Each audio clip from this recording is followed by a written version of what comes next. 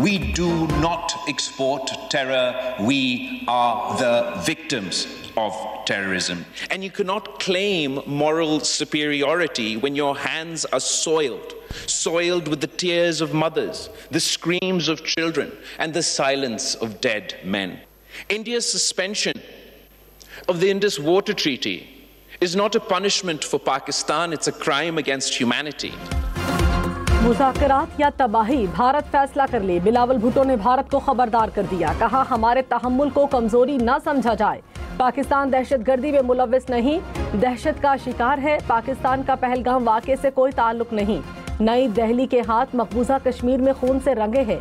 सिंतास मुआहदे की खिलाफ वर्जी इंसानियत के लिए जुर्म है। पाकिस्तान दरियाए सिंध का दिफा करेगा। सिंध हमारी सरजमीन ही नहीं, हमारे खून में बहता है। खित्ते को दहशतगर्दी से पाक करने के लिए पाकिस्तान और भारत मिलकर काम करें।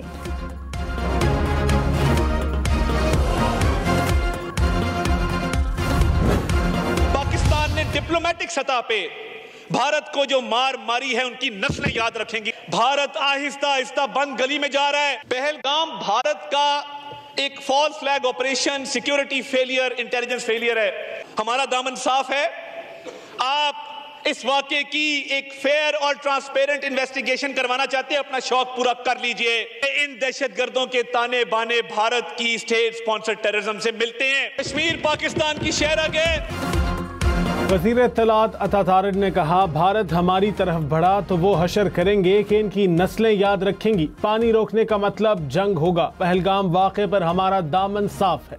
भारत शफाफ तहकीकात करा ले। तहकीकात की पेशकश पर भारत आहिस्ता आहिस्ता बंद गली में जा रहा है। खित्ते में दहशतगर्दी के ताने बाने भारत से मिलते हैं। कश्मीर पाकिस्तान की शहरग है, किसी सूरत दस्तबरदार नहीं होंगे।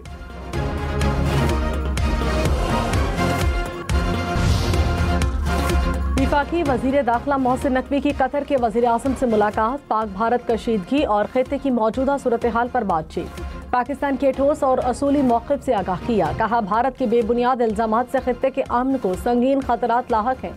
खित्ते में देर पा अमन चाहते हैं लेकिन जारियत पर खामोश नहीं रहेंगे। कतर के वज़ीर आज़म ने पाक भारत कशीदगी में कमी के लिए सफारती कोशिशों की ज़रूरत पर जोर दिया।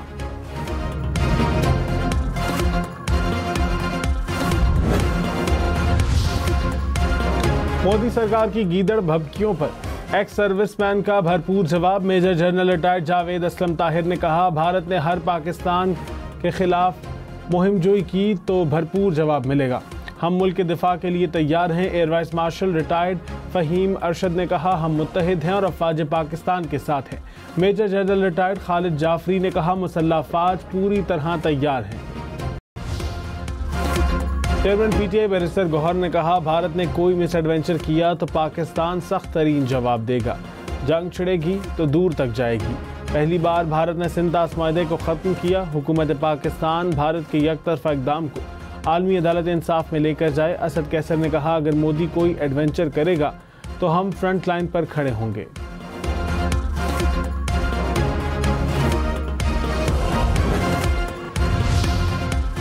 जेशुआई रहनुमा अब्दुल गफूर हैदरी ने कहा भारत के खिलाफ पूरी पाकिस्तानी कौम मुत्तहिद है। मोदी सरकार पहलगाम वाक़े पर अभी तक पाकिस्तान के खिलाफ कोई ठोस शवाहिद सामने नहीं ला सकी।